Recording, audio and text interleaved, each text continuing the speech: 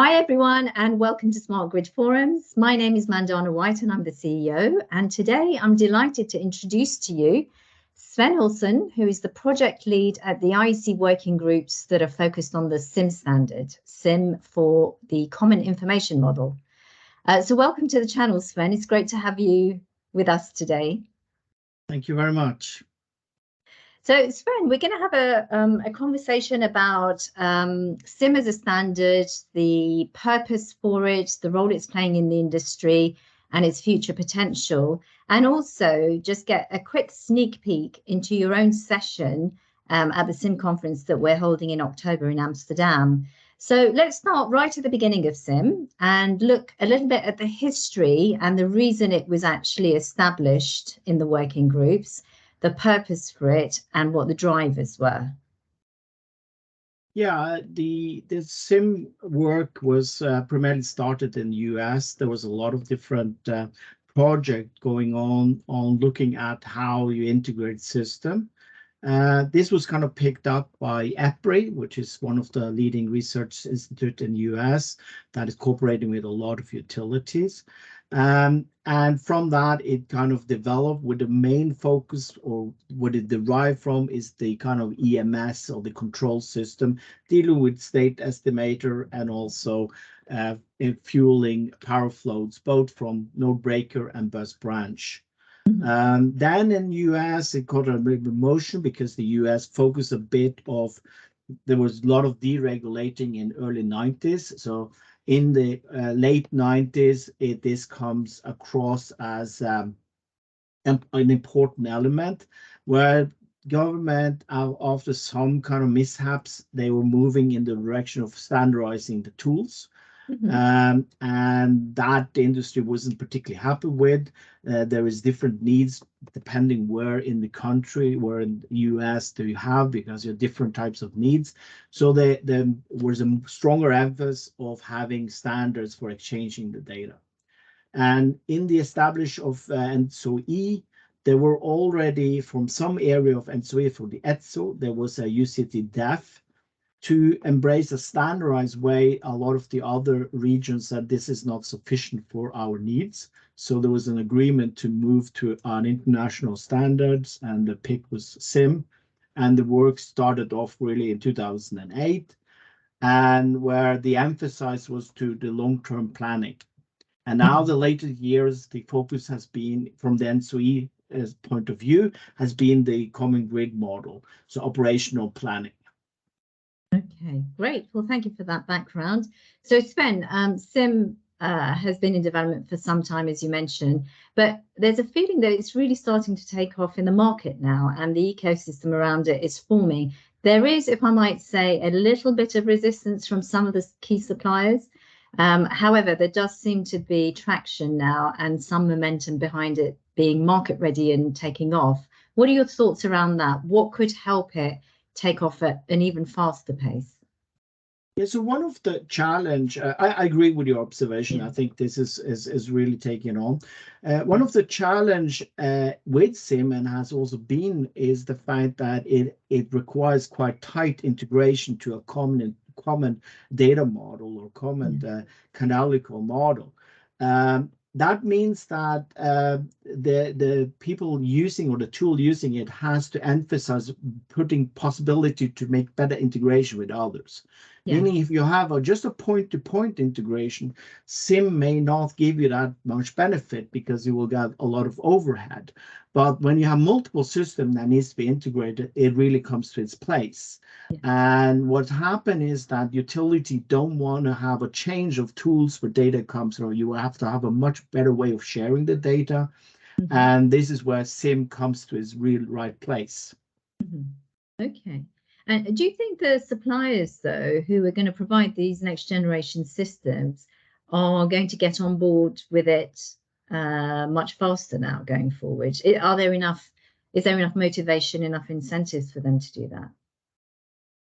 I think this is what we want is competition. So we want to have that we can lower the cost through and improve quality by competition. And standardization is a really important part to make sure that you can compare one supplier with another and seeing what they can do. And the fact that you are having a lot of needs for integration, you have to start picking partner that has well suited for it. Yeah. And I think that a lot of the utility that wants to have also to be able to lower their own total cost for development, they don't want to have customized interfaces with all the customer because that's really, really expensive. And that's a lot of the problem. And of course, the change, you don't change it because the customer will not need it when they already have one interface working. So that the involvement of CIM and the appliance of CIM will also go through the process when utility are demanding it. And I think it's important that you go into a dialogue with your vendor and point out what is your roadmap forward to do this type of integration so that the vendors can also be able to adapt. And what I think is you need to specialize. I mean, it doesn't mean that some tools can have a long, bright items, because small utility would like to have few vendors. However, bigger utility will more have the best of breed and be able to put them together because they have, in general, higher requirements on each of the area. And now they are struggling because they can't put in a system in because they can't integrate. You cannot get the data. So this is a slowly process, but also kind of an escalating process. And I think the best thing is to have a clear dialogue and making sure that your vendors and the utility can work together. In the same way, also, I think the vendors should be in dialogue and saying, this is the path we're going. We want to remove these and these type of interface and then replace them with a standardized interface so that I can use the same interface and the same function on multiple customers. Right, okay. And that's really important, that relationship between the utility and the supplier, but also with the working group.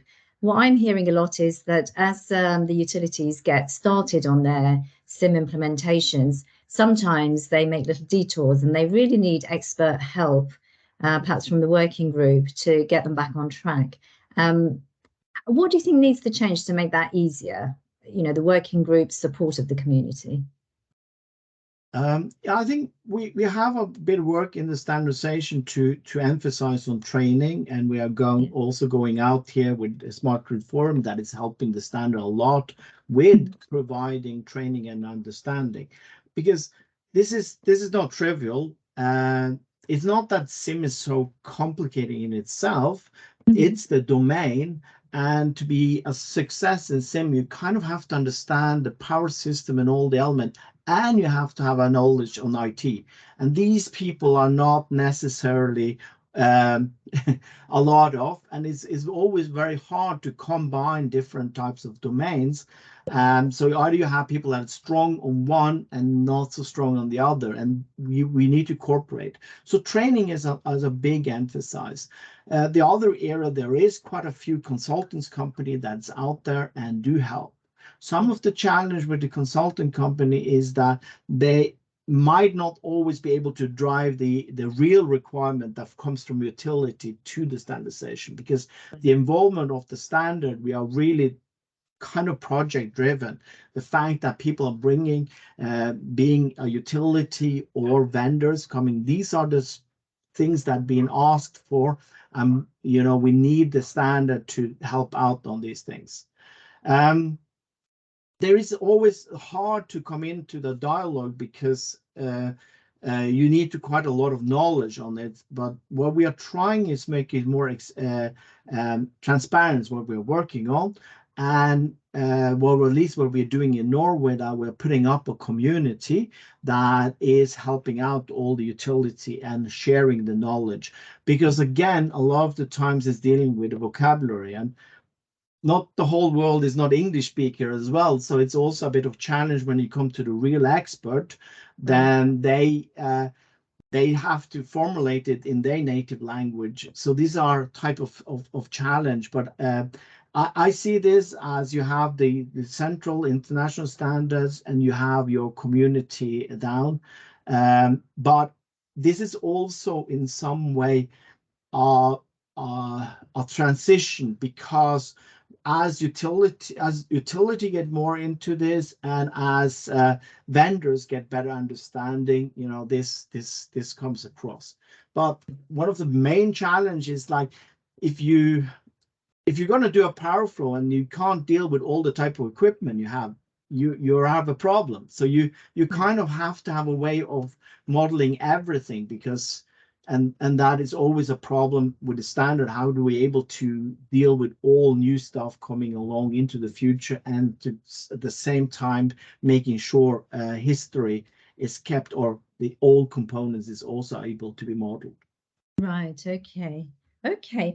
Well, Sven, who do you think, of all the utilities that you're aware of, who do you think has the most advanced implementation of CIM at the moment, and what are they doing that's making them particularly successful with it? I think the best examples are for those that works good with their vendors. I do see quite a bit of utility that also do a lot of develop themselves, and I'm not necessarily discouraging that, but there is the cost of maintenance, and think how the life side cost. I see a lot of the trend, if you really want to start, is a little bit working with the network model management. So you have the idea of how you can fish an efficient way of sharing the model with your neighbors and internal in your company to all the different tools. And I will point out like the Swedish TSO, being from Norway, it's a bit difficult to promote the Swedes, but I'll do it. That's very generous of you.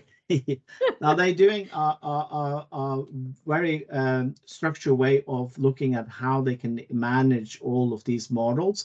They have a bit of advantage that they have three big DSOs that is also kind of getting themselves involved, and they also upgrading their internal structure. There's always a challenge which system is coming first and how you deal with all of this. But I think the general thinking of how you deal with the network model management is quite of a key. Doesn't mean that you have to implement overlay, but you should have a strategy for dealing with it. Okay, great. Well, it would be great to know, actually, finally, Sven, how you're going to contribute to the conference in October.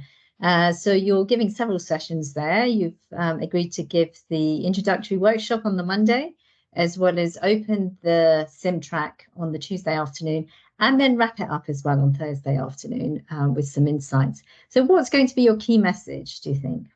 Yeah, so what's important is that we want to have the expert that has long history of dealing with CIM to contribute in the conference, and feeling that this gives them a lot of value information. But at the same time, we want to have people that may be fairly new and want to understand what's going on. And so the first session is bringing everybody up to a certain level, so that the presentation later in the conference can be on a fairly technical level. So what I then want to try to do is some of the key area in CIM to understand the rest of the progress, and then we can also have a more dialogue with the question, so that you have enough information to take a lot of benefit from the rest of the course. Okay. Yeah. So the second one is on the market overview. And this is probably one where there's a lot of things happening.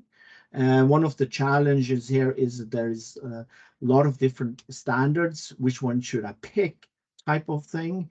And leading back, so I want to try to I'm going to focusing on the CIM standard, but also talking a little bit what's happening on some of the other relevant standards. There is a bit different works in different working groups, but the key thing is that this fits together with the rest of the process. But when you come to the market, you will have different actors. So the view of the market is quite different from generator and to a distribution system operator. You know, but they need to be, their perspective has to be understood. So I will try to encapture that, and getting a little bit understanding primarily where we are right now, and why we're there and the direction things are going. And then that could be also added with the rest of the presentation. We'll also deal with quite a bit of the market challenges. And the rounding off, I'm trying to highlight what is the types of development that's in the pipeline. Quite a bit of that will also be added a bit of technology. And some of that will also emphasize about the needs for harmonization. There's a lot of different activity going on in Europe. And it's not just in the energy space, but in all different spaces. The EU Commission is very promoting a lot of the integration and the use of standards. And we would like to have the same kind of fitting into the big picture, because when we start talking with a lot of other types of domain, for instance, the building information model, the building smart community, what they realizing that they have a lot of challenge when it comes to the public domain. So the municipal, how to get all the permits and all of that. And it's not so different from the power industry. There's some elements of differences, but there is also the need to be able to communicate to the rest of the world. And this is kind of some of the driving forces for the development, of course, and of course the general thinking about TSO, DSO, and the users, and how we're going to get this to be as smooth as possible. Because what we are doing now in the future, we're reversing the whole thing. Instead of having big production units on the top, we're having a lot of small unit that is supporting bigger factory and the bigger use. So and how do we go from one to the other using the CIM? Yeah. Okay, great. Well, we look forward to that, Sven. Thank you so much for your thoughts today and for your contribution to the conference in October. So that's the SGF-IEC Week 2023 conference, which is taking place 16th to the 20th of October at the Park Plaza Amsterdam Airport. So we look forward to seeing you, Sven, and we look forward to many of our viewers joining us as well. It's going to be a great opportunity to deep dive into the latest developments with CIM, but also concurrently we have other tracks on 61850 and 62443 as well. So it'll be nice to dip into those too. Thanks very much, Sven. Look forward to seeing you there. Have a great day. Thank you.